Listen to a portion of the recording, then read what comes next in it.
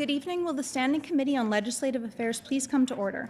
Before the committee can proceed with the business before it, it must elect a chairperson. Are there any nominations? Honourable Minister Sala.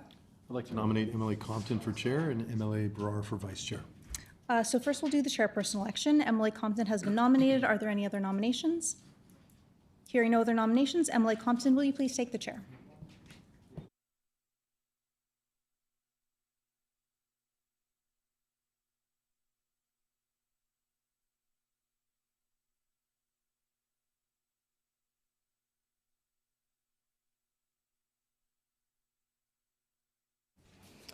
Our next item of business is the election of a vice chairperson. Are there any nominations? Minister Sala. Propose MLA Brar for vice chair. Emily Brar has been nominated. Are there any other nominations? Hearing no other nominations, Emily Brar is elected vice chairperson. So this meeting has been called to order to consider the following bills. Bill number 3, the City of Winnipeg Charter Amendment and Planning Amendment Act. Bill number 4, the Planning Amendment Act. Bill number 14, the Insurance Amendment Act. Bill number 15, the Real Estate Services Amendment Act. Bill number 27, the Income Tax Amendment Act. Bill number 28, the Manitoba Hydro Amendment Act. Bill number 37, the Manitoba Financial Services Authority Act, and amendments to various other acts. And I would like to inform all in attendance of the provisions in our rules regarding the hour of adjournment. A standing committee meeting to consider a bill must not sit past midnight to hear public presentations or to consider clause by clause of a bill, except by unanimous consent of the committee. Written submissions. Written submissions from the following persons have been received and distributed to committee members. Kathy Valentino, Association of Manitoba Municipalities on Bill 3. Larry McInes, Urban Development Institute of Manitoba on Bill number 3. Luann Diachung, Private Citizen on Bill 3. Kathy Valentino, Association of Manitoba Municipalities on Bill 4. Larry McInes, Urban Development Institute of Manitoba on Bill 4. Does the committee agree to have these documents appear in the Hansard transcript of this meeting? Agreed? Agreed and so ordered. Public presentation guidelines. Prior to proceeding with public presentations, I would like to advise members of the public regarding the process for speaking in a committee. In accordance with our rules, a time limit of 10 minutes has been allotted for the presentations, with another 5 minutes allowed for questions from committee members. Questions shall not exceed 45 seconds in length, with no time limit for the answers. Questions may be addressed to presenters in the following rotation. First, the minister sponsoring the bill, or another member of their caucus. Second, a member of the official opposition. And third, an independent member. If a presenter is not in attendance when their name is called, they will be dropped to the bottom of the list. If the presenter is not in attendance when their name is called a second time, they will be removed from the presenter's list. The proceedings of our meetings are recorded in order to provide a verbatim transcript. Each time someone wishes to speak, whether it be an MLA or a presenter, I first have to say the person's name. This is the signal for the Hansard recorder to turn the mics on and off. And the order of presentations. On the topic of determining the order of public presentations, I will also note that we have an out-of-town presenter in attendance, marked with an asterisk on the list. With these considerations in mind, then, in what order does the committee wish to hear the presentations? Minister Sala. If I could just... Oh. Do I? Oh, no, you keep going. Okay. I'm good? Okay. Am I good? Is Maybe Minister... recognize him one more time. Okay, Minister Sala. I was just going to recommend that we allow any out-of-town presenters who are here to go first. Okay. Repeat that. So the recommendation is that we allow the out-of-town presenters to go first. And we're all in agreement? Agreed? Okay. Thank you for your patience, and we will now proceed with the public presentation. Okay, would you mind turning that off?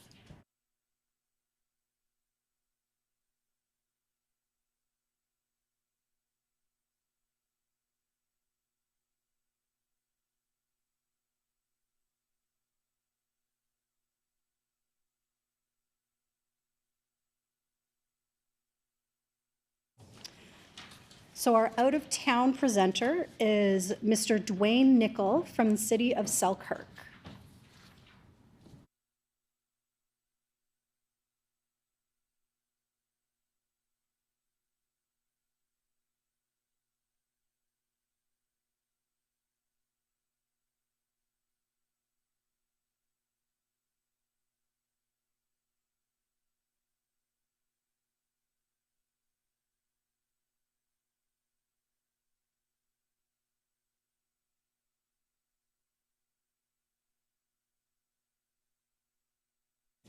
Mr. Dwayne Nickel, Thank you. please proceed. Good evening. My name is Dwayne Nickel, and I'm the Chief Administrative Officer for the City of Selkirk. I'm here as the appointed spokesperson for the Municipal Corporation, and I'm representing the Council's expressed interest on Bill 4. Throughout our presentation tonight, I will refer to the Capital Planning Region, which is the legal title of the organization that most know as the Winnipeg Metro Region. To begin, the Council of the City of Selkirk wishes to express its deep appreciation to Premier Canoe and the Manitoba government for the introduction of Bill 4, the appropriately nicknamed Freedom Bill, and the spirit of respect and cooperation that it represents. You'll note I've asked to hand out a copy of the various acts that I'll be or clauses of the Planning Act that I'll be referring to. As committee members may know, Selkirk was not consulted on its inclusion into the Capital Planning Region. In fact, there was absolutely no economic or social data used to determine the boundaries of the region. They were created on a political whim and without the explicit consent of any of the municipalities. Selkirk has previously made repeated requests to be removed from the Capital Planning Region to various ministers who occupied the Municipal Affairs and Municipal Relations ministries, including presenting during the committee stage of Bill 37. Selkirk Council has previously passed a resolution requesting to be removed from the Capital Planning Region and is now looking forward to exercising its right under Bill 4 to formally request removal from the region. The City of Selkirk is in full support of Bill 4. We support the government's intention to give municipal governments the ability to opt out of the region. To us, Bill 4 is a clear and practical signal that this government sees municipalities as a mature order of government. It is in this spirit the City of Selkirk would like to propose an amendment to Bill 4 to strengthen this demonstration of respect and to more fully fulfill the spirit in which the Freedom Bill was announced. Specifically, we'd propose that a clause be added to Bill 4 to remove clauses 8.2 and 8.3 from the Manitoba Planning Act. Clause 8.2 sets out the list of municipalities to be included within the boundaries of the Capital Planning Region. And Clause 8.3 then says that notwithstanding the previous clause, the minister may change that list by simple regulation. We believe that Bill 4 should be amended to remove these clauses from the Planning Act, which were introduced by the previous government's Bill 37, because they are inconsistent with the clauses of other clauses in the Planning Act, and they work to counter the purpose and spirit of Bill 4. First of all, Clause 8.2 is not necessary because Clause 9.1 of the Planning Act already provides the tool for the minister to establish planning regions via regulation. And it is in those regulations that the included municipalities could be identified. The Capital Planning Region already has a regulation, so the list of included municipalities could easily be added to that existing regulation. The listing of included municipalities for the Capital Planning Region is an oddity. It stands out as being out of step with the practices set out by the rest of the legislation, which provides for the creation of planning regions, planning districts, and planning commissions, but does not specifically create any other entities like it does for the Capital Planning Region. We would suggest that it is not usual, nor does it seem to be good practice to establish a system that permits a regulation to overrule or overwrite the legislation to which it is subordinate. Typically, regulations are used to expand upon, refine the details of, or elaborate on legislation, not to negate it. As it currently stands, and how it will stand if Bill 4 is not amended, the Planning Act would creates two tiers of planning regions, the Capital Planning Region and every other region that may be created in the future. There does not seem to be a benefit or value to this overly complicated structure, so one naturally wonders why Bill 37 was structured in this way in the first place. We believe this unnecessary structure reflects the original coercive spirit of Bill 37, which was to railroad municipalities into the region regardless of the will of their elected councils and without the requirement for consultation as prescribed for the creation of other regions in Clause 9(2)(b). While the 18 municipalities were forced into the Capital Planning Region, Bill 37 treats all other municipalities with more respect by requiring the minister to consult prior to the creation of a new region. Furthermore, under this structure, the Capital Planning Region was not subject to the conditions required of future regions prior to formation. In short, Clause 8.2 was created to avoid scrutiny.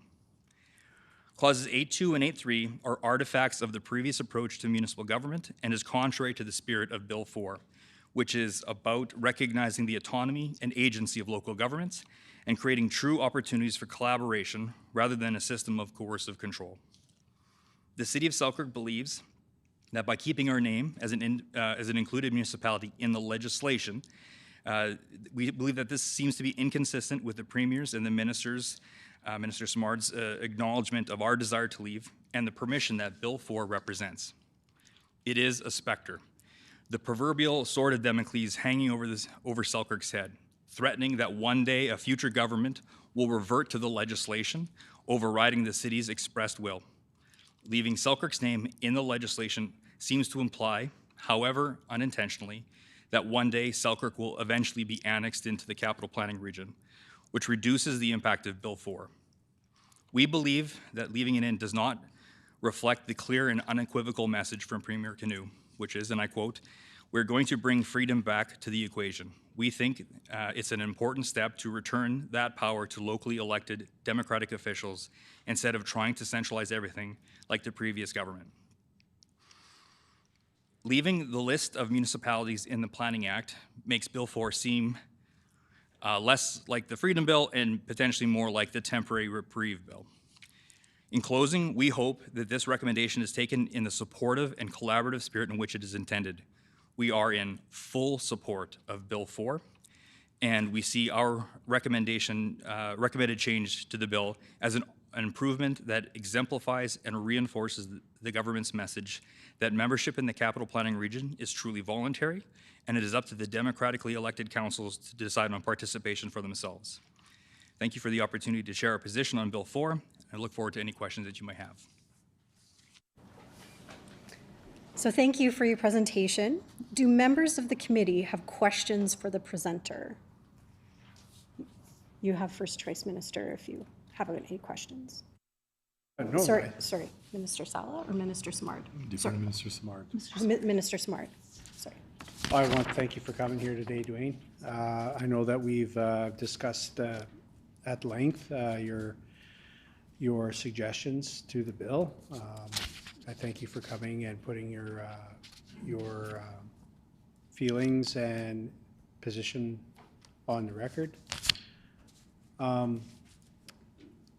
Would you recognize that we are unable to, well, if we were to leave as is and the City of Selkirk were to make its opt out, that we could change this in regulation, or rather perhaps City of Selkirk between now and the opting out phase of Bill 4 may choose to change their position?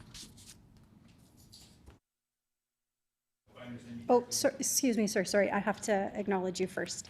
So, Mr. Dwayne Nicol. Thank you. Sorry about that.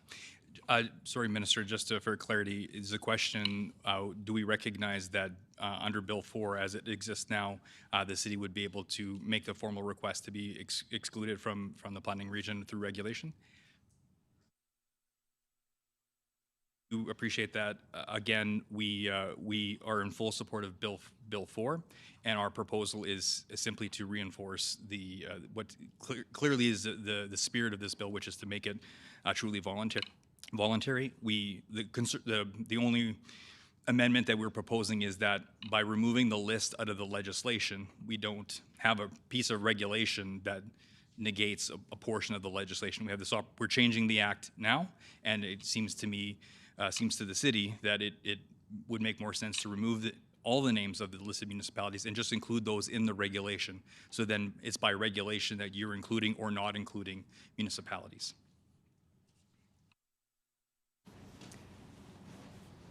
Mr. King. Thank you, Chair, and a question to Mr. Nickel. Thanks for that clarification on the minister's question there.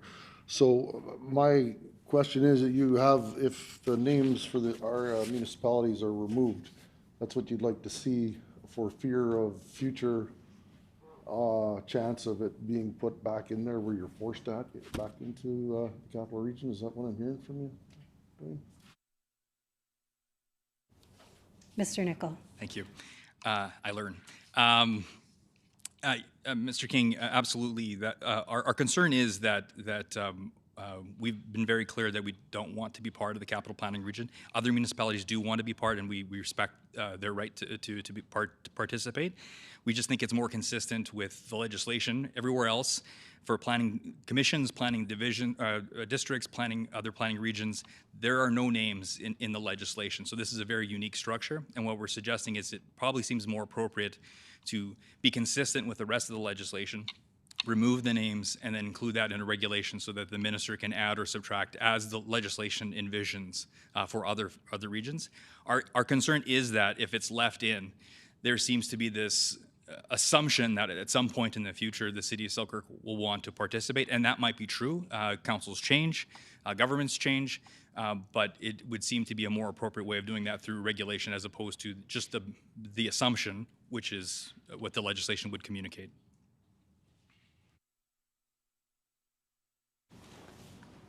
Now, I don't see an independent member present. Are there any further questions? Are there any further questions? Mr. King. Mr. King. Thank you, Chair. I'm just curious now. So, what is your thoughts on regional planning? Then I guess your thoughts, Mr. Neckler, that Selkirk would define on their own, doing their own regional planning, and still work with neighboring municipalities, or you feel that the city of Selkirk is okay on their own, doing their own planning? Is that what I'm hearing? Mr. Nickel. Maybe I don't learn as well as I think I do. For clarity, we have no concern with the concept of regional planning. It was how this was done originally that we have some concern with.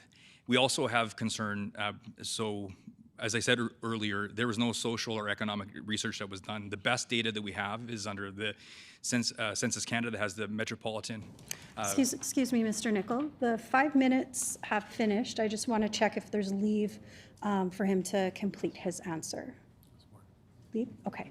So you can finish your answer, Mr. Nickel. Thank you. We are not in the census metropolitan area. City of Selkirk is not within this City of Winnipeg census metropolitan area. The province recognizes us as a region unto ourselves because all the interlake regional planning offices that are located in Selkirk. We have strong connections with St. Andrews and St. Clements. We have good regional relationships there, and we work with those municipalities. More Winnipeggers come to drive to Selkirk to work than the other way around. We're not a bedroom community. In fact, we're out of the 18 municipalities included, Selkirk is the only one other than Winnipeg that doesn't have the majority of their population leaving their municipality for work. We import 30% of our population every day for work. We're our own region, our own commuter shed. So we believe that a more articulate look at this would find that Selkirk doesn't belong in that region, but maybe there is another opportunity for a region outside of that. So the other important point that I want to emphasize, which wasn't in this, is that this change is not proposing to make any change for the capital planning region at all. It can continue to function without any change whatsoever other than our request to leave. It just simply is taking the list of names out of the legislation and just putting into the regulation, which all future planning regions will have. It'll be done by regulation, not legislation. Since we're opening up the legislation today, we thought it would be easier and better to clean it up now rather than to leave it as this second, or creating a tiered system for planning regions.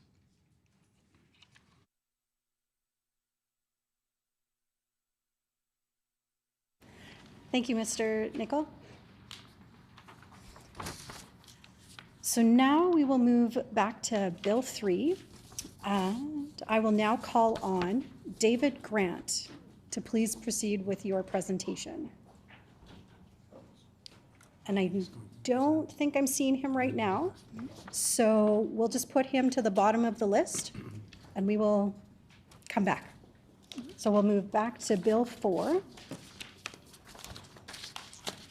So I will now call on Mr. Dan Dyson, who joins us from online. Please proceed with your presentation. And please correct me if I've pronounced your name, on how to pronounce your name. Thank you.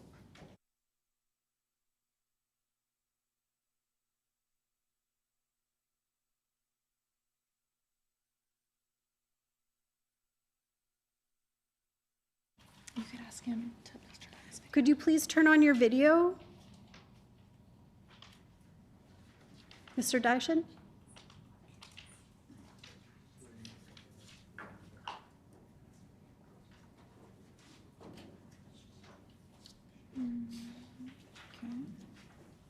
So I believe we need to see you for you to do your presentation, please.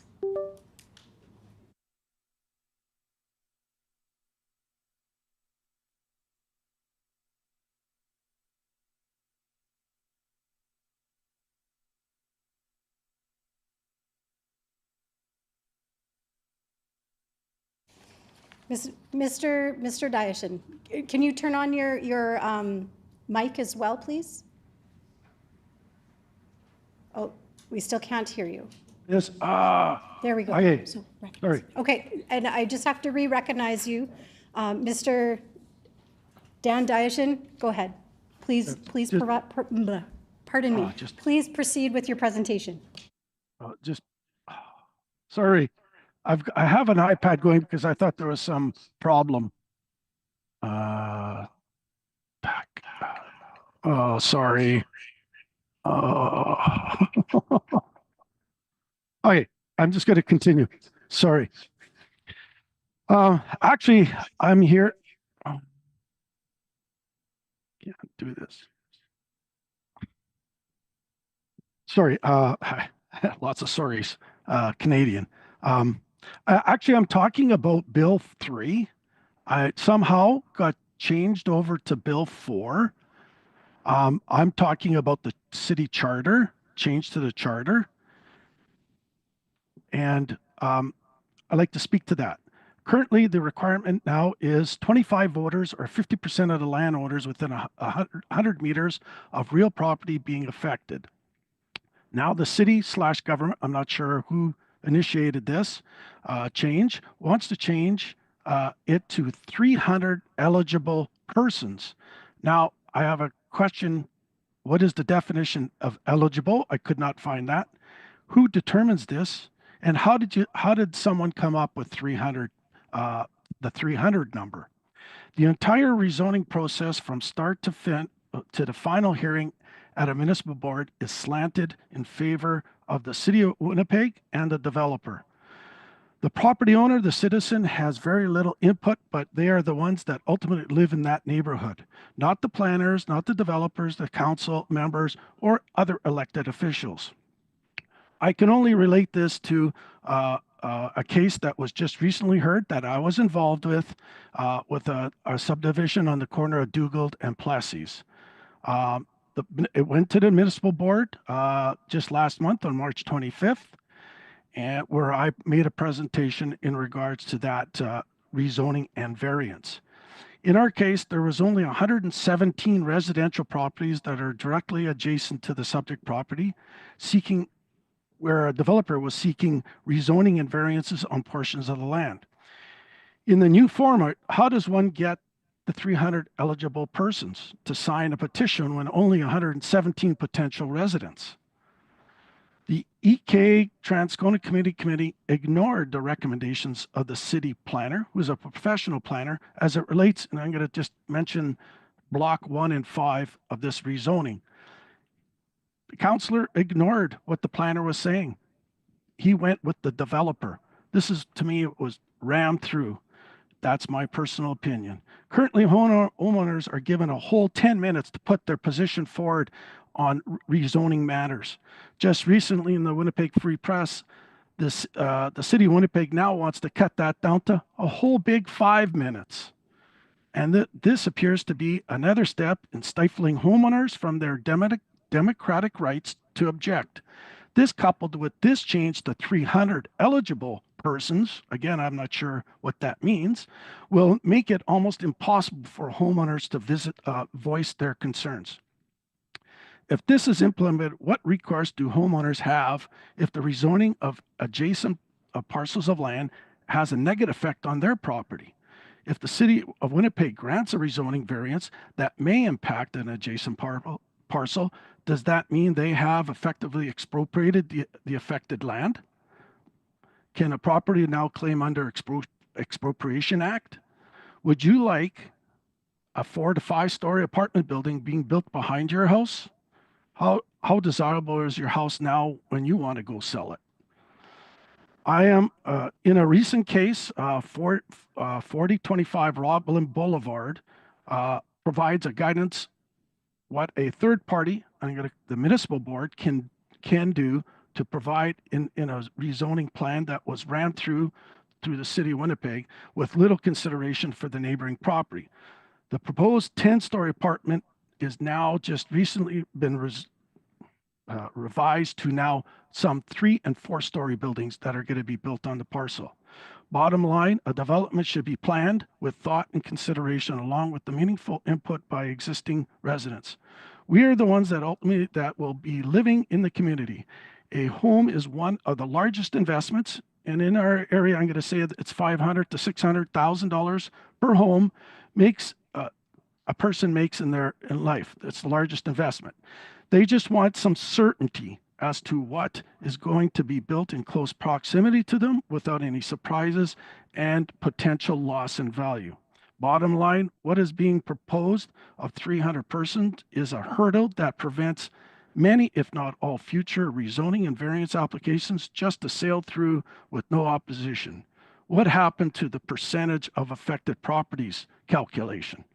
It's all undemocratic. That's pretty much all I have. Thank you for your presentation. Do members of the committee have questions for the presenter? Minister, nope. Mr. King. Thank you, Chair, and Mr. Dyson? Dyken, that's the name.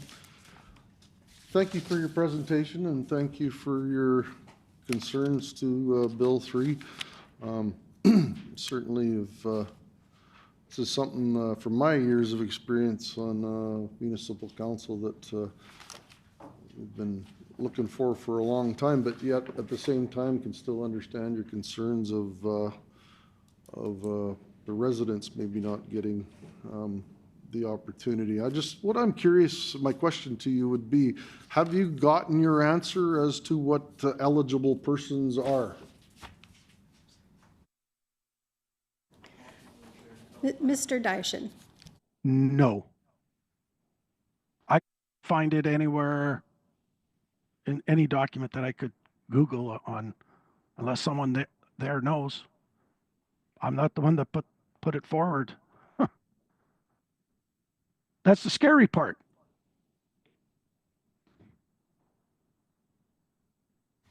I don't see an independent member. Minister Simard.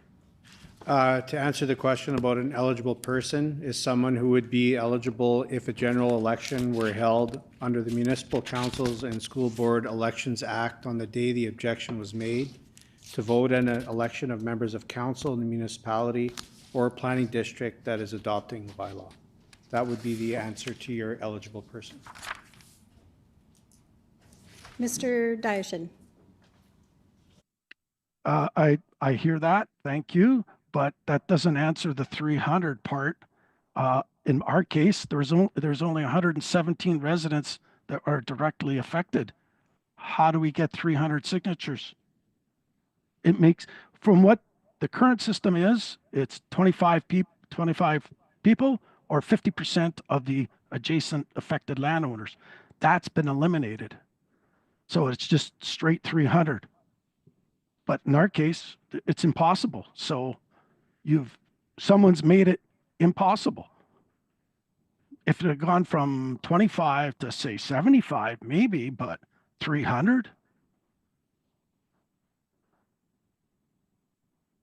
You see my dilemma. Sorry. Yeah. Thank you, Mr. Dyson. So I do want to just remind the committee here, this is a Q&A time for members of the committee to ask Mr. Dyson questions on his presentation. So I just want to kind of get us back on track for that. Are there any further questions? Mr. King. Thank you. And through the chair to Mr. Dyken, I would like to ask you what type of number do you think would work as opposed to 300 or the, I mean, this is going back a long ways that 25 signatures have been in the act, so it was definitely due for some improvement. So just curious to know what your number would be that you're thinking of, what's going on in your head. Mr. Dyson, please correct me No, it's if correct. I'm not pronouncing it. No, good. That's a tough question, but just looking at 117 divided by 50, which is the other part of the formula that's currently on the books, you're talking say 60, but you jump it to maybe triple it to 75 or max 100. But you're talking the city of Winnipeg. Like I said, in our case, there's only 117 homes that are directly affected. Yeah, maybe we can get all of them, every household to sign. That's 117. I think 300's not the answer. It's got to be less. It's got to be considerably less. Otherwise, you're putting a hurdle. You're putting hurdles in front of us at every step. I went right from the get-go, from the rezoning all the way to the municipal board that was heard on March 25th. I made a presentation. I'm here to advocate for all the citizens in our neighborhood.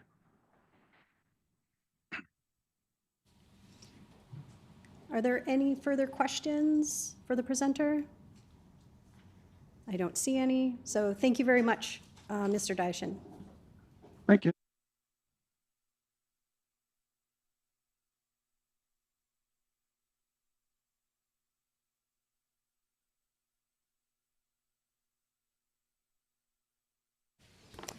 So our next presenter for Bill 4 is David Grant. He is also the next presenter on Bill 28 and Bill 37, and had previously been called for Bill 3. And so seeing as he's not here, we will be moving on. Okay? Oh, that was loud. Great. Mr. David Grant has been dropped from the list. Okay, David Grant has been dropped from the list. And hearing no further presentations. And hearing no further presentations, in what order would we like the consideration of these bills? Mr. Brar, or MLA Brar. Can I propose Minister Sala's bills be dealt with first? So MLA Brar has proposed that Minister Sala's bills are addressed first. Oh, in this, and it would be these bills, 14, 15, 27, 28, 37, 3, and then 4. That would be the order. Minister Salas and then Minister Samards. Is that agreed? Is that agreed? Agreed. And So,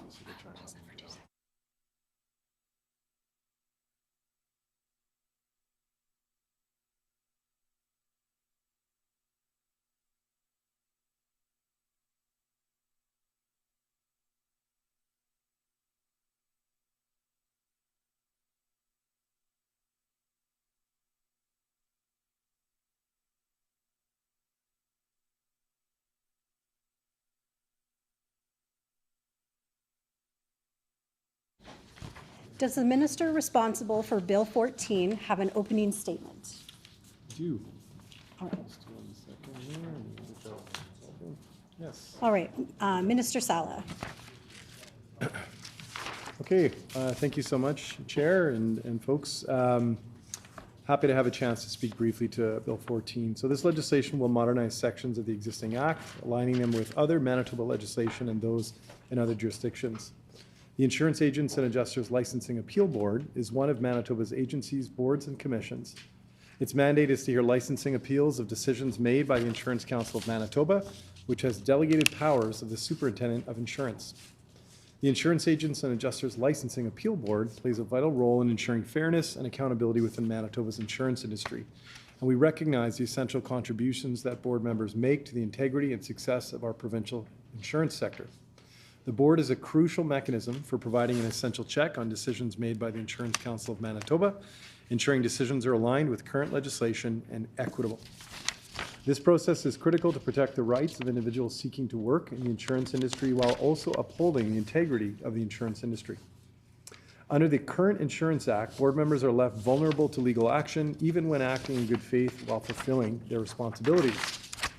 In addition, the Coordinator of Appeals, a public servant, is similarly unprotected under the existing Act. Manitoba's public servants are a vital component of our provincial workforce. These skilled and dedicated professionals play an essential role in delivering day-to-day services that directly serve the public interest, spanning a wide range of sectors and responsibilities.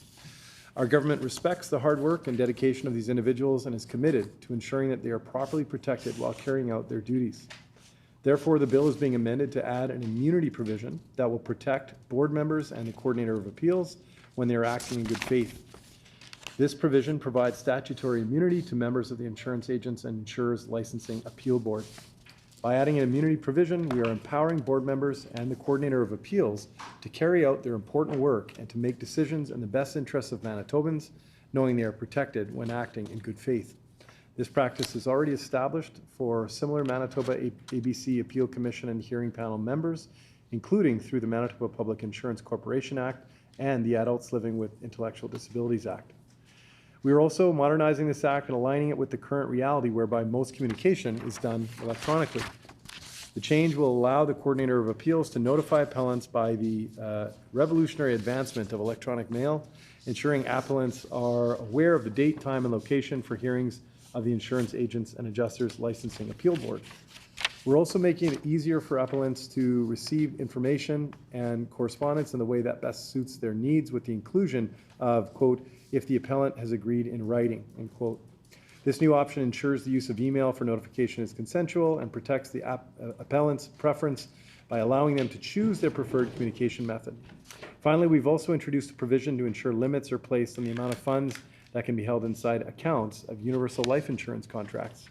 This is a crucial step in ensuring that the insurance industry remains fair, transparent, and focused on its core purpose, providing life insurance protection to Manitobans.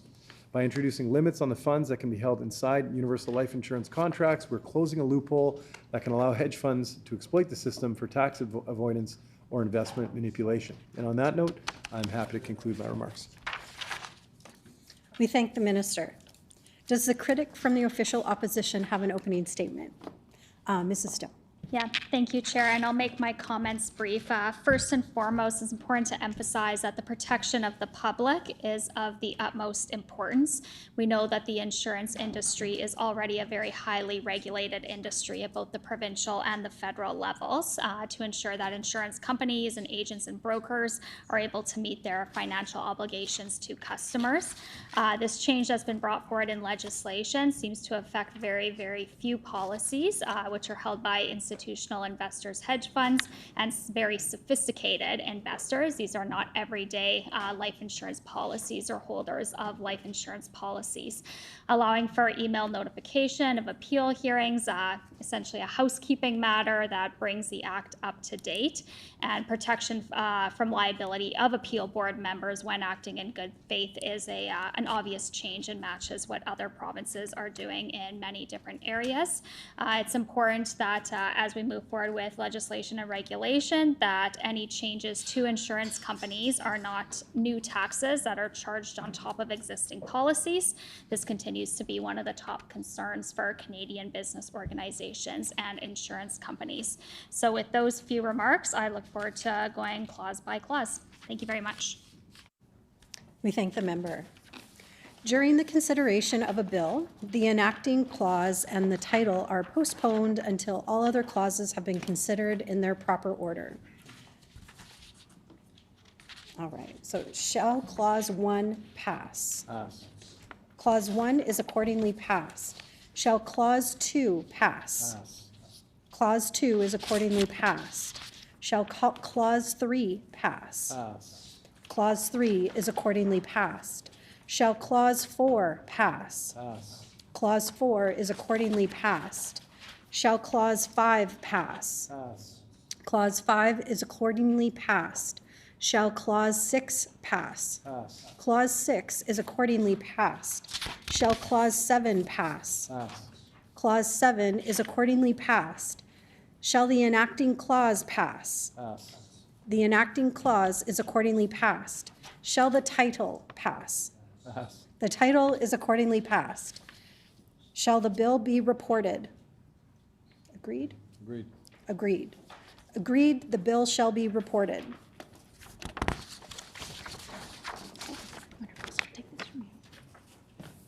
And now we're on to, So you'll say now we'll move on to Bill 15. and now we will move on to Bill 15. Does the minister responsible for Bill 15 have an opening statement? I do. Minister Sala. Thank you, Chair. Pleased to have an opportunity to provide some brief comments on Bill 15, the Real Estate Services Amendment Act. The Real Estate Services Amendment Act governs the regulation, the Real Estate Services Act governs the regulation of the real estate brokerage and property management industries in Manitoba and is administered by the Manitoba Securities Commission, which is part of the Manitoba Financial Services Agency. The regulatory framework for these industries was updated when the Real Estate Services Act replaced the former Real Estate Brokers Act on January 1st, 2022. As the Act is currently drafted, the Manitoba Securities Commission is impaired in its ability to perform its public interest function. The Securities Commission does not currently have the power to freeze bank accounts maintained by a person or company that is required to be registered under the Act but have not registered. To put it simply, if you're a bad actor in the real estate sector and therefore you obviously haven't registered your business under the Act with the Securities Commission, the government currently has no power to stop you from behaving badly. This makes no sense and leaves the real estate sector open to some fraud and abuse concerns. The legislation before this committee therefore proposes to fix this problem. There's another issue in the Act which we're going to fix. The current legislation does not contain timing parameters indicating how long the Commission has before commencing prosecution under the Act. Our government believes all people and businesses should be treated equally under the law, and therefore our amendments will impose a 2-year limitation period on prosecutions. For the benefit of people in the room tonight or those tuning in online, I should highlight that the 2-year limitation was previously in place, but when legislative changes were made, this time limitation on prosecutions was removed. So we're going to fix that issue. In summary, this is an important consumer protection, piece of consumer protection legislation. And with that, I conclude my remarks. We thank the minister. Does the critic from the official opposition have an opening statement? Mrs. Stone. Yeah, thank you. And again, I will reiterate with this bill, it's the utmost importance to protect the public interest and current or future investors in this province. Again, this legislation seems to predominantly focus on bad actors, those that have contravened or are about to contravene the act but are not actually registered. So it does appear to close some potential loopholes that may allow those unregistered persons to carry on activities that would have otherwise led to a freezing of assets for a registered party. There have been numerous changes to the Real Estate Services Act over the years, going back about 10 years when this was first introduced by the former NDP government. Further loopholes were then closed by the former PC government that included fines for misconduct, requiring written service agreements between brokerages and home buyers or sellers prior to providing services to ensure all parties were fully informed on what service was being provided or carried out, and enhancing the ability to take action against persons carrying on unregistered activities. So this last point is where this legislation that's been brought forward seems to expand upon, and just to close another loophole on persons engaging in unregistered activities by allowing the commission to freeze those assets. Again, protection of the public is of utmost importance, and with that statement, I conclude my remarks. We thank the member. During the consideration of a bill, the enacting clause and the title are postponed until all other clauses have been considered in their proper order. So, shall Clause 1 pass? Clause 1 is accordingly passed. Shall Clause 2 pass? Pass. Clause 2 is accordingly passed. Shall Clause 3 pass? Pass. Clause 3 is accordingly passed. Shall Clause 4 pass? Pass. Clause 4 is accordingly passed. Shall Clause 5 pass? Pass. Clause 5 is accordingly passed. Shall Clause 6 pass? Pass. Clause 6 is accordingly passed. Shall Clause 7 pass? Pass. Clause 7 is accordingly passed. Shall the enacting clause pass? Pass. The enacting clause is accordingly passed. Shall the title pass? Pass.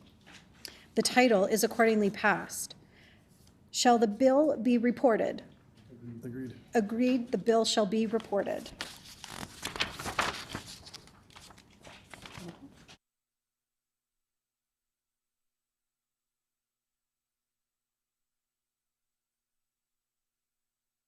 Next, we will move on to Bill number 27.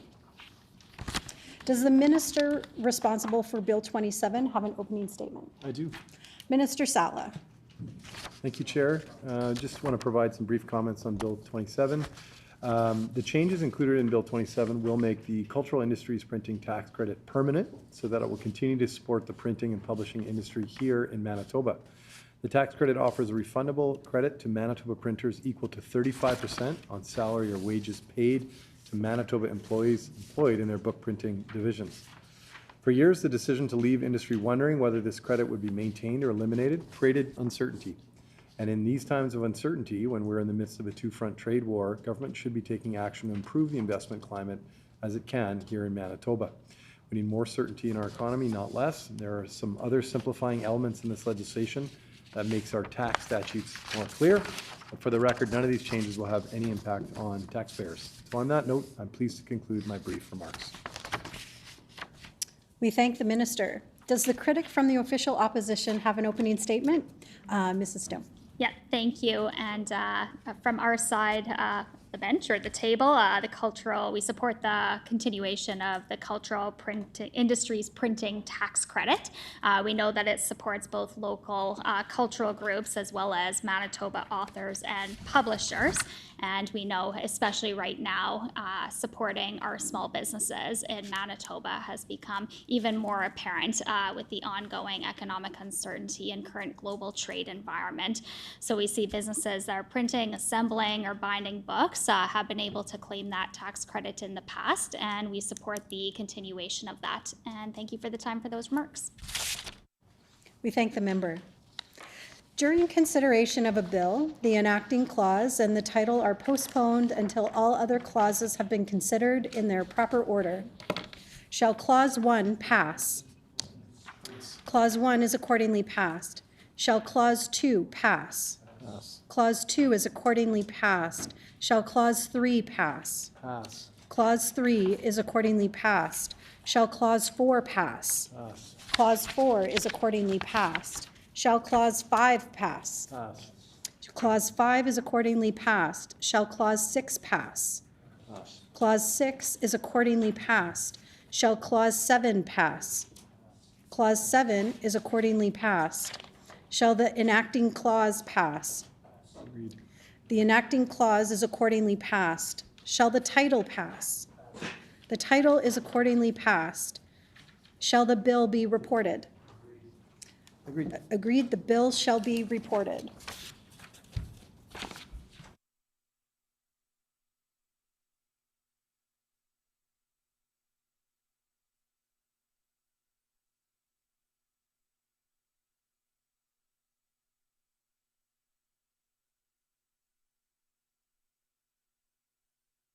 Minister Salah. Before getting to Bill 28, which I assume is the next bill in the order, I just wanted to have a chance to take 5 minutes, if I could get support from the critic, to just consider some of the amendments that were brought forward. So it has been proposed to take a 5-minute break so that minister can consult with their team to review the amendments received from the opposition. Is this agreed? Thanks, Okay. guys. Agreed, we will recess for 5 minutes. We will recess. It's agreed, and we'll recess for 5 minutes.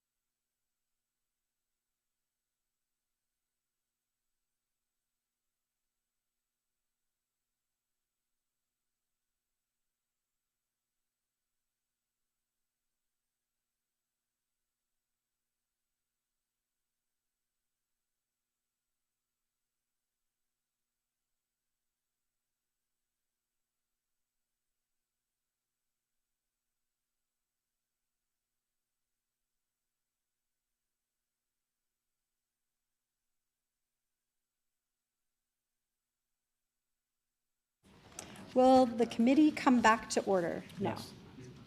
Okay. So we will now move on to Bill 28. Does the minister responsible for Bill 28 have an opening statement? Yes, I do. Minister Sala. Thank you so much, Chair. So happy to have an opportunity to provide some opening comments on Bill 28. This is a key piece of legislation that will help to implement our affordable energy plan, which we released late last year. For decades, Manitoba's abundance of clean, affordable energy has given our province a unique advantage. Our clean baseload power has driven our economy and helped to build our province.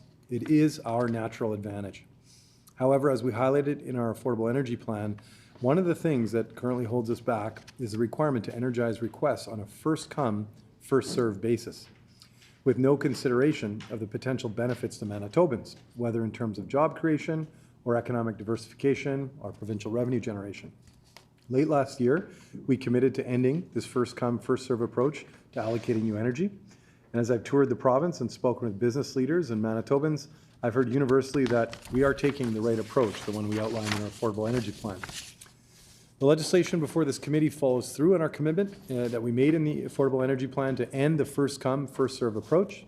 The regulation-making authority in this bill enables flexibility and the timely allocation of energy in alignment with the province's economic, environmental, and social priorities. As the world electrifies, we need to ensure Manitobans get the best value for our clean baseload power. And that's exactly what this legislation is designed to do. And on that note, I'll conclude my remarks. Thank you. We thank the minister. Does the critic from the official opposition have an opening statement? Mrs. Stone. I do. Thank you, Chair. First, I'd like to say that Manitoba Hydro should be ensuring timely connections to the grid to grow our economy and the services that all Manitobans rely on, and for Manitoba to continue to be able to fulfill their mandate, which is to deliver safe, reliable services at a fair price to customers.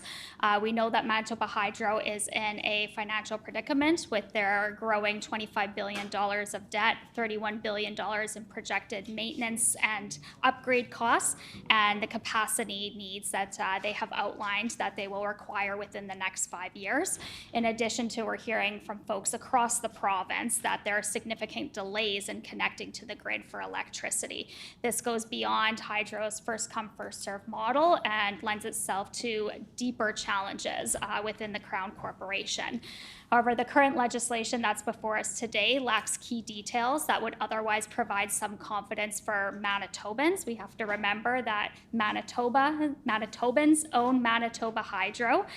This bill lacks the definition as to what constitutes an economic priority. It lacks criteria for determining what projects do get streamlined as a priority, and it lacks an appeal mechanism if a project gets denied or gets pushed to the bottom of the list. This leaves Manitoba Hydro open to political manipulation, and through this legislation as is currently written, the ability for the government and minister to decide who gets power and when is a concern that Manitobans should have. So we have brought forward a few friendly amendments that hope to provide some clarity as well as some transparency for Manitoba, but more importantly for Manitoba ratepayers. And so I look forward to going through clause by clause, and hope in the spirit of transparency and clarity for Manitoba ratepayers that those amendments do get passed. Thank you. We thank the member. So during consideration of a bill, the enacting clause and the title are postponed until all other clauses have been considered in their proper order. Shall Clause 1 pass? Pass. Clause 1 is accordingly passed. Shall Clause 2 pass? Pass. Clause 2 is accordingly passed. Shall Clause 3 pass? Pass. Clause 3 is accordingly passed. Shall Clause 4 pass? Pass. I hear a no. Mrs. Stone. I have an amendment. Okay. Do I read the amendment first? Okay, that clause 4, I move that clause 4 of the bill be amended. A, in the proposed subsections 49.26 by striking out regulations and substituting regulations subsection 6.1 And B, by adding the following after the proposed subsection 49.26, corporation to prioritize certain requests. 49.26.1, the corporation must provide service in response to a customer's request in priority to other requests for service if the customer requests use of the power for a residential development, hospital, school, or child care center. It has been moved by Mrs. Stone that the proposed amendment to Bill 28, the Manitoba Hydro Amendment Act, oh, sorry, I'm reading more than I need to, that Clause 4 of the bill be amended, A, in the proposed subsection 49.26 by striking out regulations and substituting regulations subsection 6.1 and B, by adding the following after the proposed subsection 49.26. Corporation to prioritize certain requests, 49.26.1. The corporation must provide service in response to a customer's request in priority to other requests for service if the customer requests use of the power for a residential development, hospital, school, or child care center. And then the amendment is in order. The floor is open for questions. Are there any questions? Is the committee ready for the question? Well, Or do you, sorry. Just an apology, just for clarity. So I don't have a question, but I do have comments about the Okay, amendment. okay. Minister Sala. Thank you. So I do want to thank the critic for the proposed amendment. I would say that it's redundant, and the reason is because the legislation applies to large supplies of power, 5 megs and over, and it would have to be one heck of a play structure at a daycare or a school or a pretty, like, I don't think it's conceivable that any of these needs would ever be above 5 megs. And as it relates to residential development, hydro treats them, this would never be a risk because I think they treat them on a lot-to-lot basis. Is that correct in saying? So there's never a scenario where any of these situations would not already be prioritized. So for that reason, I would suggest that this is redundant. And I would say if in the distant future there was an exceptionally large new hospital that did require more than 5 megs and we got to that kind of a situation, there's already regulation making authority to ensure that they would be scoped in. So again, I do appreciate that this was brought forward. I would just suggest that it's redundant because there would never be a need for this type of provision. Mrs. Stone. Yeah, I thank the minister for that explanation because there appears to be a lack of clarity in what an economic priority would be for Manitoba Hydro. I felt it was important to provide some guidance when Hydro does look at the technical capabilities of a project proponent. Very forward-looking. Perhaps maybe there would be something in the future. Certainly a residential development or a hospital, I would think, would come close to this or be higher than that. For those reasons, I think it just spells out for Manitobans and Manitoba ratepayers very clearly that in the event that that should happen, that those be pushed to the top of the list, as those are services that Manitobans rely on and need. Are there any further questions? No. Is the committee ready for the question? Yes. So the question before the committee is the amendment from Mrs. Stone. And I'm not going to reread the whole thing. Shall the amendment pass? No. I hear a no. So voice vote next page. Oh, I hear a no. I hear a no. So all those in favor of the amendment, please say aye. All those opposed, please say nay. Nay. In my opinion, the nays have it. The amendment is accordingly defeated.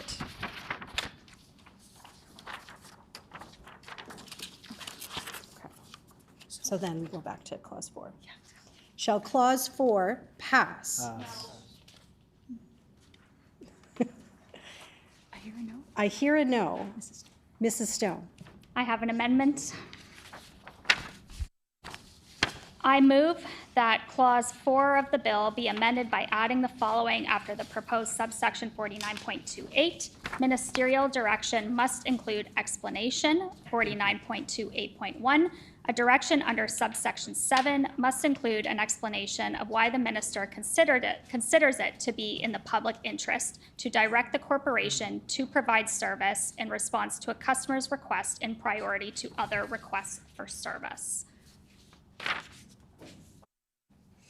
It has been moved by Mrs. Stone that Clause 4 of the bill be amended by adding the following after the proposed subsection 49.28.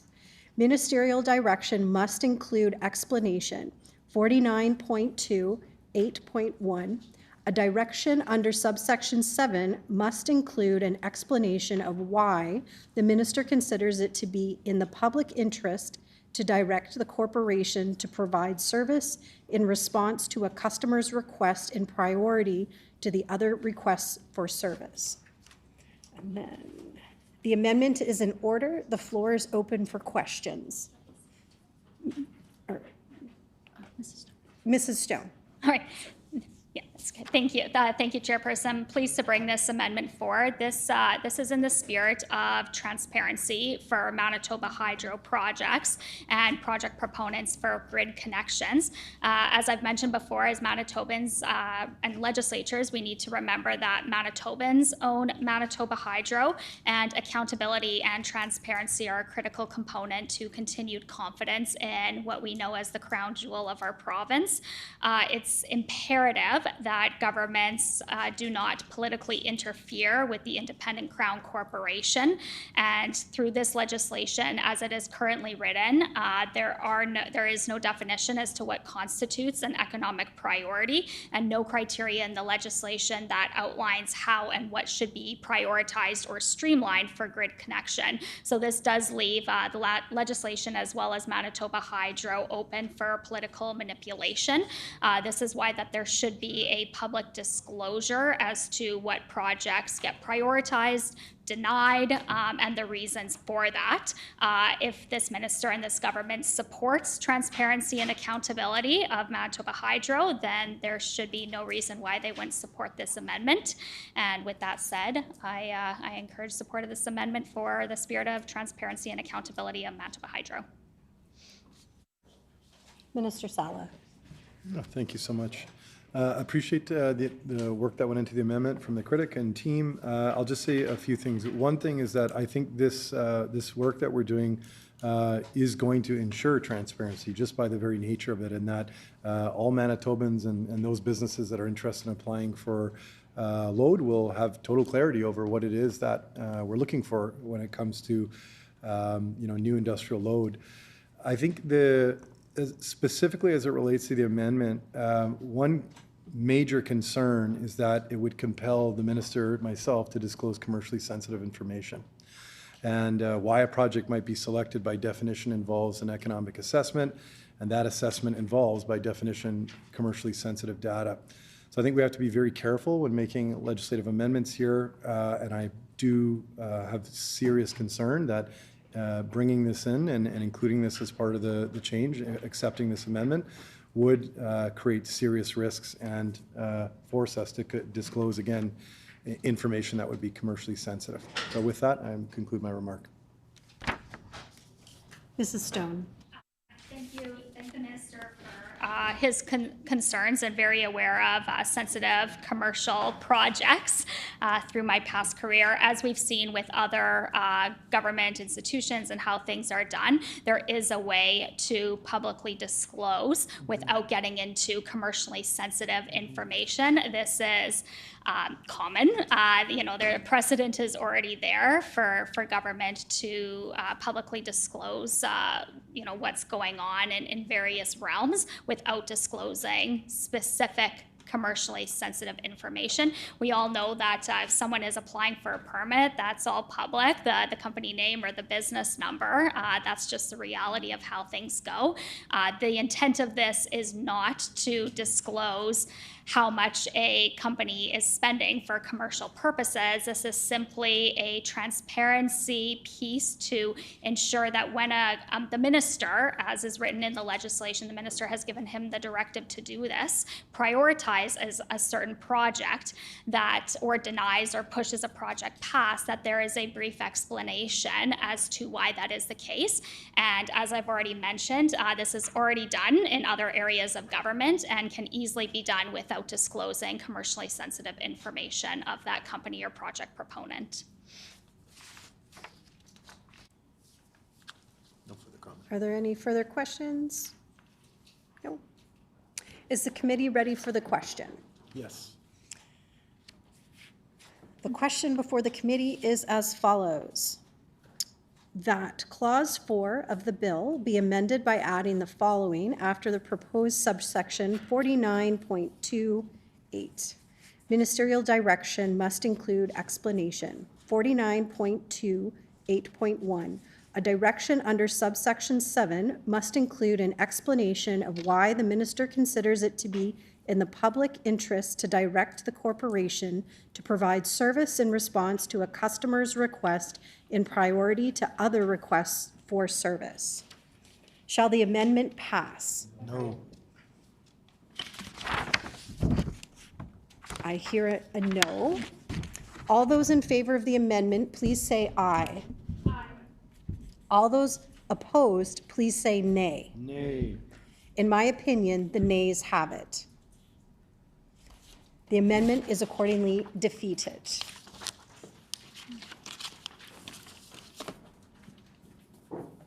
Shall Clause 4 pass? Pass. I hear a no. Mrs. Stone. Thank you, Chairperson. I have an amendment. I move that Clause 4 of the bill be amended by adding the following before the proposed subsection 49.29, publication of service requests. 49.28.2, the corporation must publish on its website a list of all requests for service that are weighing the corporation's response and all those that have been denied, including the following information for each request. A, the date of the request. B, whether the request is made by a commercial, industrial, or residential customer. C, the service requested. D, the municipality or locality in unorganized territory in which the service is requested. And E, whether the corporation has denied the request. It has been moved by Mrs. Stone that Clause 4 of the bill be amended by adding the following before... Dispense? Dispense? Dispense. Okay. Okay. Right, thank you. The amendment is in order. The floor is open for questions. Mrs. Stone. Thank you for the opportunity to again bring some comments forward on this amendment. So again, the reason for this amendment is to provide some clarity and transparency and accountability in when and if and how projects are prioritized by the minister's directive to Manitoba Hydro. As we've already well laid out, there are a significant number of gaps in this bill that's been brought forward by the minister. The current legislation as it's written lacks key details that would otherwise provide some confidence for Manitobans and Manitoba ratepayers. It lacks a definition on what constitutes an economic priority. It lacks criteria for determining what projects get streamlined as a priority, and it lacks an appeal mechanism if a project gets denied or pushed to the back of a list. Through this legislation as currently written, the minister has given himself sweeping powers to pick and choose winners and losers and determining who gets electricity and when. This raises significant concerns in what will be brought forward in regulation and how the minister does plan to pick winners and losers and interfering with Manitoba Hydro as he looks to fast-track projects in this province. Manitobans deserve to have transparency and accountability when it comes to Manitoba Hydro, and an area that will strengthen this bill's transparency is to include this public disclosure as it has been laid out as to the requests that have been received and when they are being approved and when they have been denied. This, I understand, is already kind of laid out in the bill. This amendment is expanding on that slightly to ensure that there is that clarity for Manitobans and for the project proponents who are looking to find out essentially where in the queue they will be, how long they are waitlisted for, if their project is being denied. As we know, for project proponents, construction contracts, permitting, there's a whole slew of different areas that businesses are looking for some certainty if they're going to be investing in this province, and understanding what that wait list looks like for those Manitoba Hydro projects could help provide a little bit more certainty for those businesses that are otherwise looking to invest in our great province. So again, if the minister and this government supports transparency and accountability with Manitoba Hydro, then we encourage them to support this amendment. Minister Sala. Thank you so much. I do feel it's important at the beginning of my comments, just because the critic reiterated, I think, a characterization of this work that does not fairly represent the intent of the bill. This is about creating transparency and ensuring that those businesses that want to access our clean hydroelectricity will have total clarity on exactly what it is that we're looking for when it comes to allocating industrial loads, and it will be centered around ensuring the best economic benefit for Manitoba. So I think that's really important just to lay out. Again, in terms of this specific amendment, I made comments regarding the last amendment about concerns about the release or the revealing of commercially sensitive information.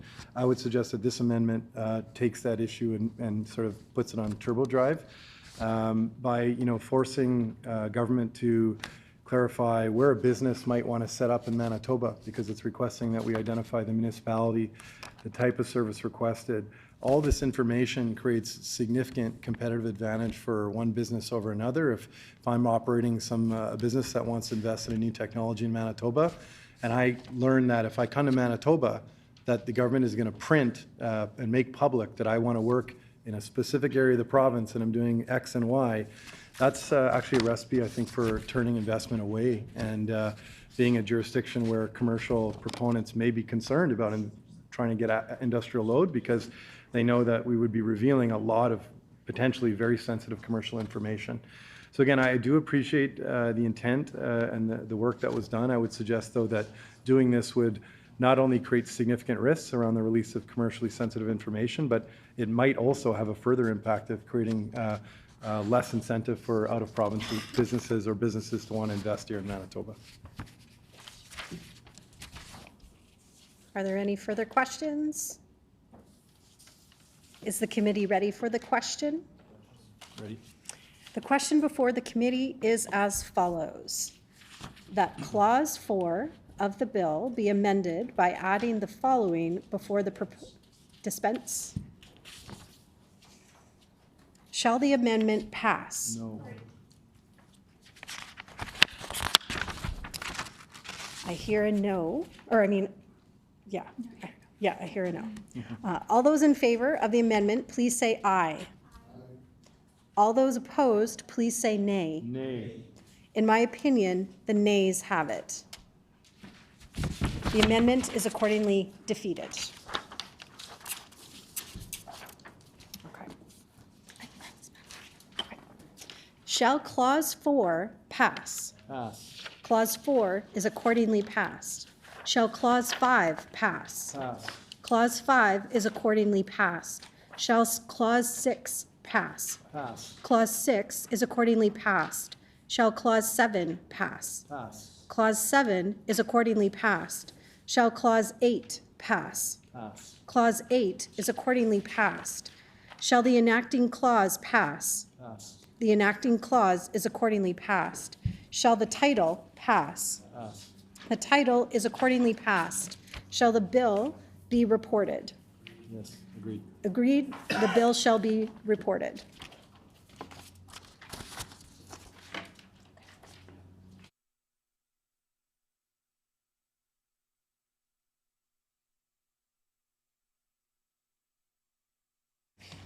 Moving on to Bill 37. Does the minister responsible for Bill 37 have an opening statement? I do. Minister Sala.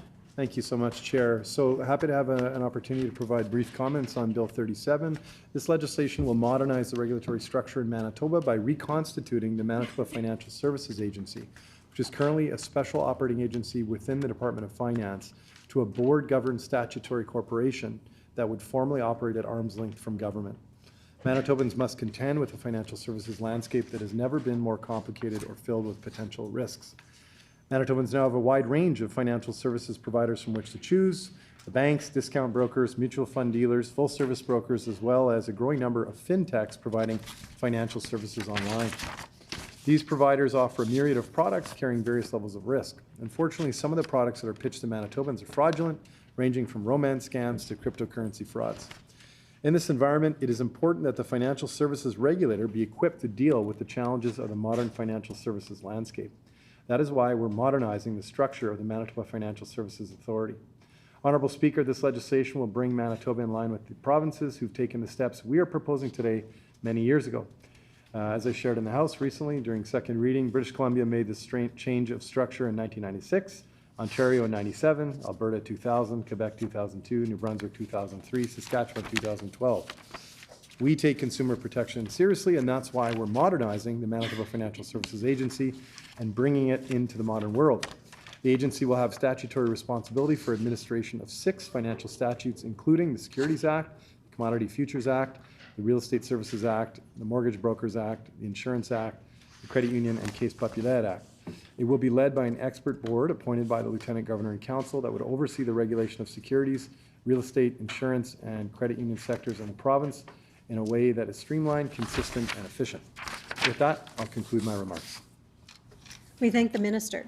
Does the critic from the official opposition have an opening statement? Mrs. Stone. Yeah, thank you, Chairperson, and I'll make my comments very brief on this one.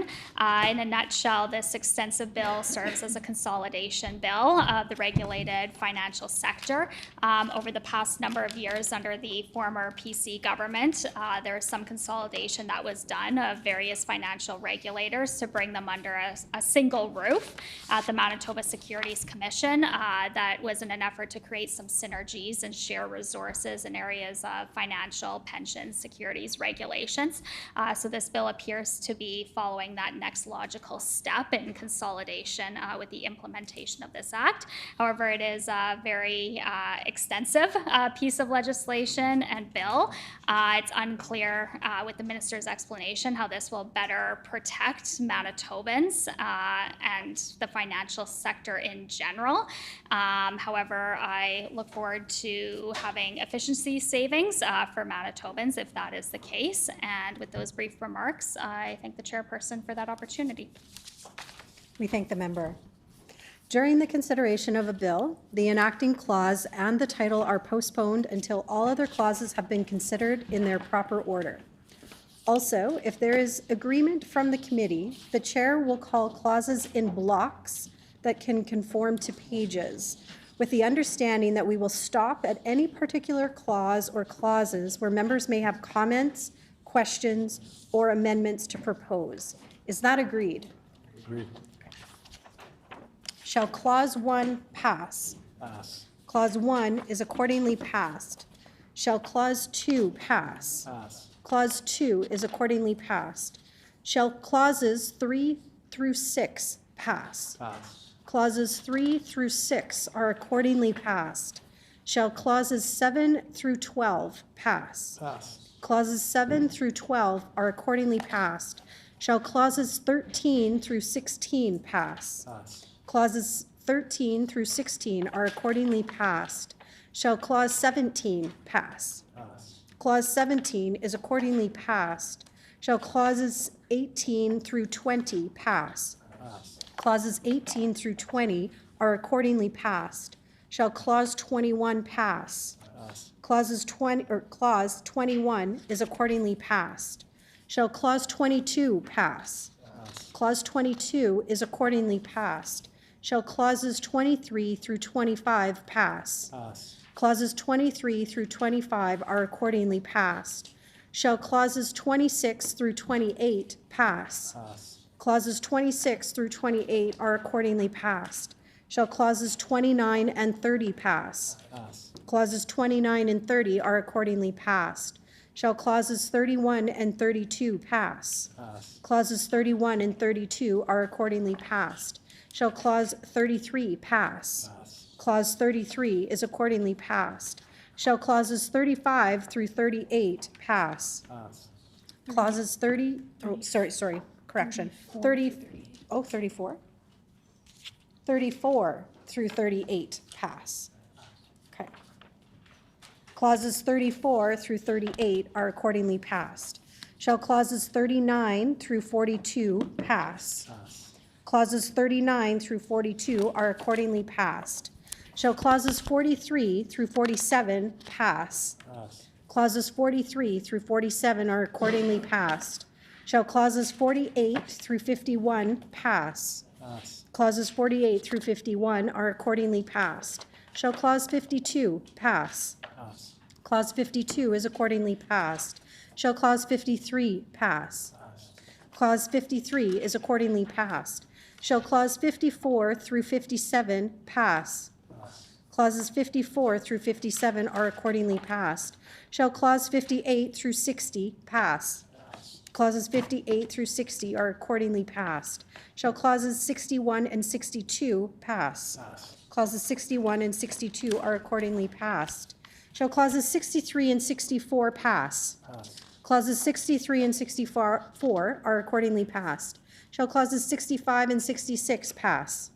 Clauses 65 and 66 are accordingly passed. Shall clause 67 pass? Pass. Clause 67 is accordingly passed. Shall clause 68 pass? Pass. Clause 68 is accordingly passed. Shall clauses 69 and 70 pass? Pass. Clauses 69 and 70 are accordingly passed. Shall clause 71 pass? Pass. Clause 71 is accordingly passed. Shall clause 72 pass? Pass. Clause 72 is accordingly passed. Shall clauses 73 and 74 pass? Pass. Clauses 73 and 74 are accordingly passed. Shall clause 75 pass? Pass. Clause 75 is accordingly passed. Shall clause 76 pass? Pass. Clause 76 is accordingly passed. Shall clause 77 pass? Pass. Clause 77 is accordingly passed. Shall clauses 78 and 79 pass? Pass. Clauses 78 and 79 are accordingly passed. Shall clause 80 pass? Pass. Clause 80 is accordingly passed. Shall clause 81 pass? Pass. Clause 81 is accordingly passed. Shall clause 82 pass? Pass. Clause 82 is accordingly passed. Shall clause 83 and 84 pass? Pass. Clause 83 and 84 are accordingly passed. Shall the enacting clause pass? Pass. The enacting clause is accordingly passed. Shall the title pass? Pass. The title is accordingly passed. Shall the bill be reported? Agreed. Agreed, the bill shall be reported.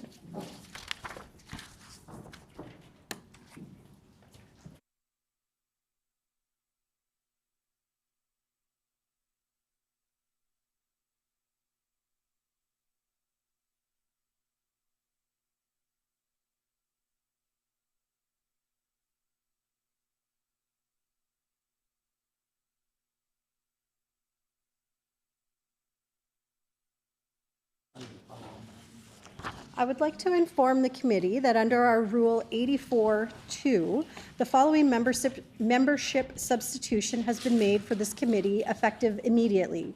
Honorable Mr. Simard for Honorable Minister Sala. Thank you.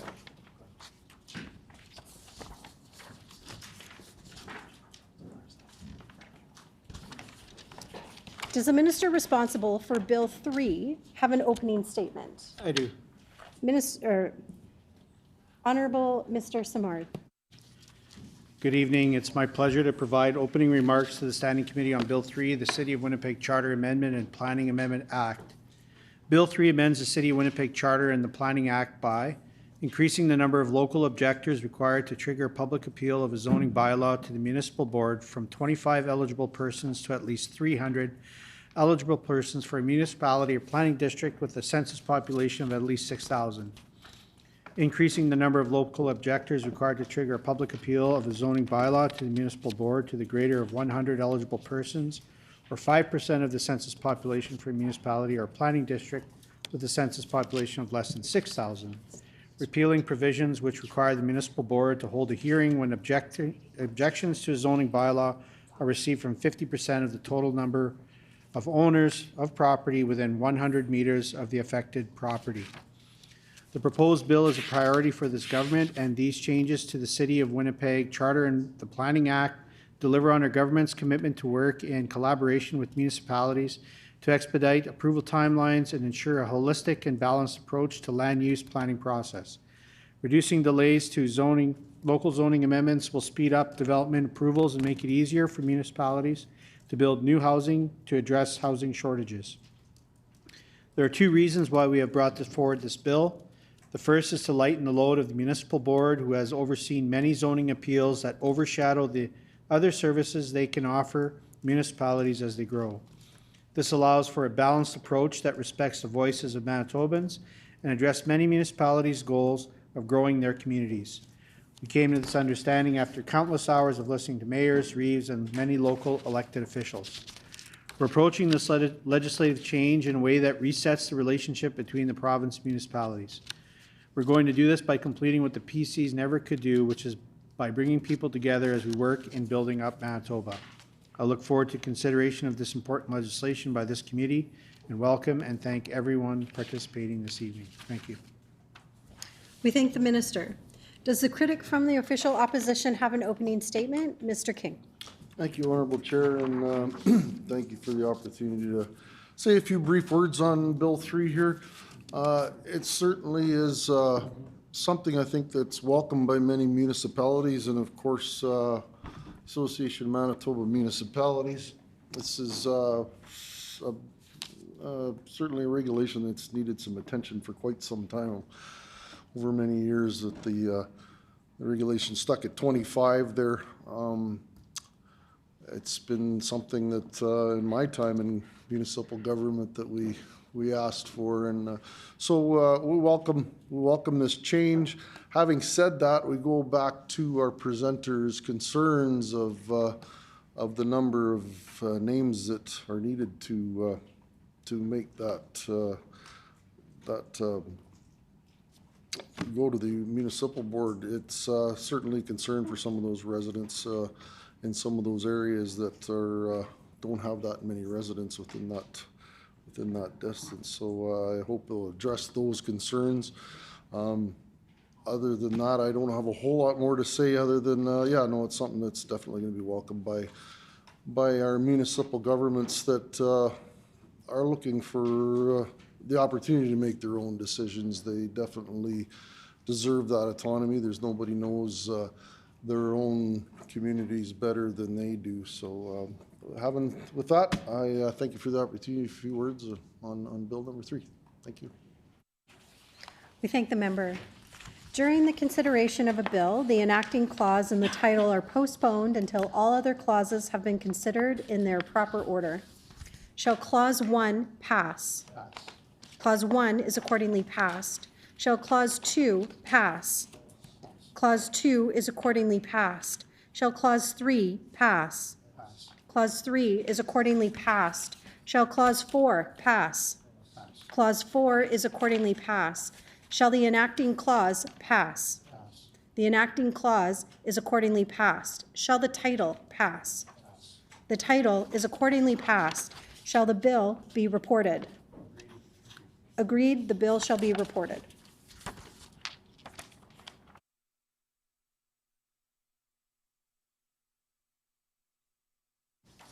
And moving on to Bill 4. Does the minister responsible for Bill 4 have an opening statement? I do. Okay, Honourable Mr. Simard. Good evening. It's my pleasure to provide opening remarks to the Standing Committee on Bill 4, the Planning Amendment Act. Bill 4 amends the Planning Act to give the current 18-member municipalities the ability to choose to withdraw from the capital planning region. It also provides a mechanism for these and other municipalities to join the capital planning region in the future. This is a significantly different approach from the previous PC government's heavy-handed implementation to the planning of the capital region.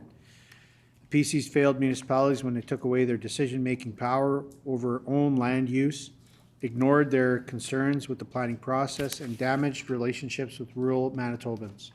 We sat down with mayors, reeves, and local leaders and had frank conversations about the experiences they had to endure with the capital planning region process under the PCs.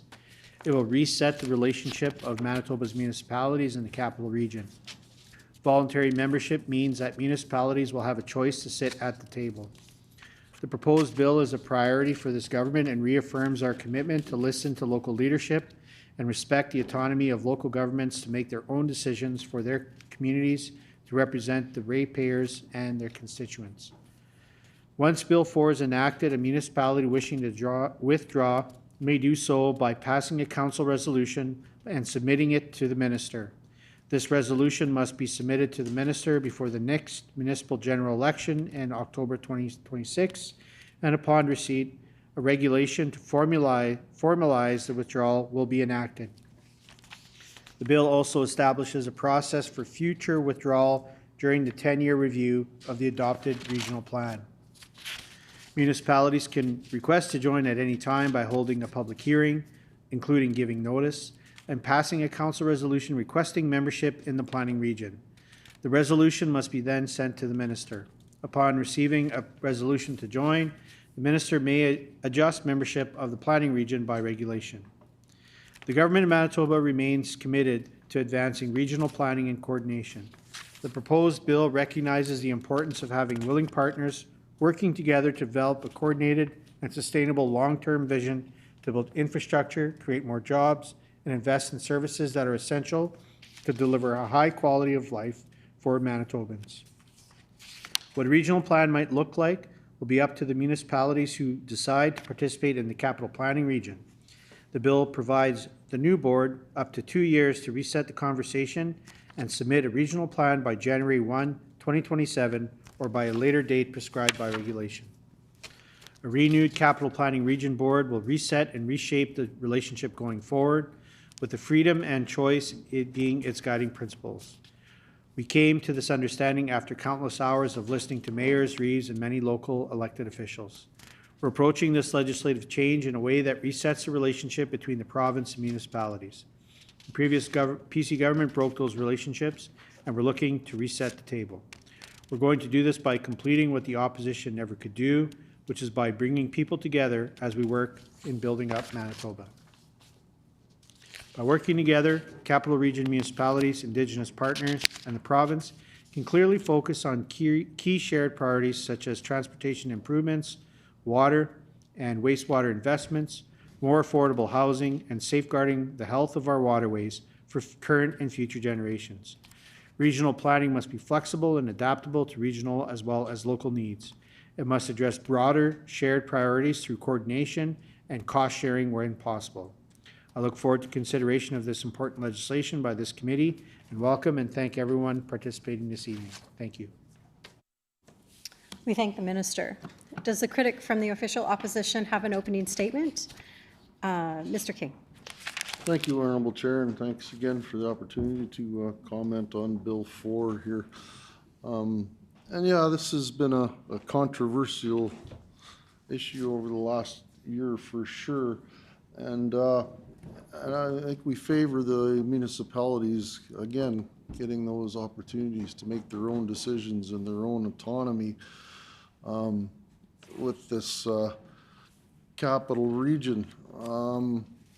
Having said that, we want to remember the hard work that was put into a regional plan that over the years, and thank those municipal representatives that put all that work into it. And now it's left them wondering where that capital plan is at and what the future of it is, and a bit of unclarity as to what decision, how they should make their decision of opt-in and opt-out with timelines, and maybe not much direction from the province. So I just want to leave that with the minister with some thought as to address some of those issues with those municipalities that I as well have heard before, and I know I know you've been in conversations with them as well, Minister, but I just wanted to make those points on the record. And I would hope maybe some consideration with Mr. Nichols' presentation,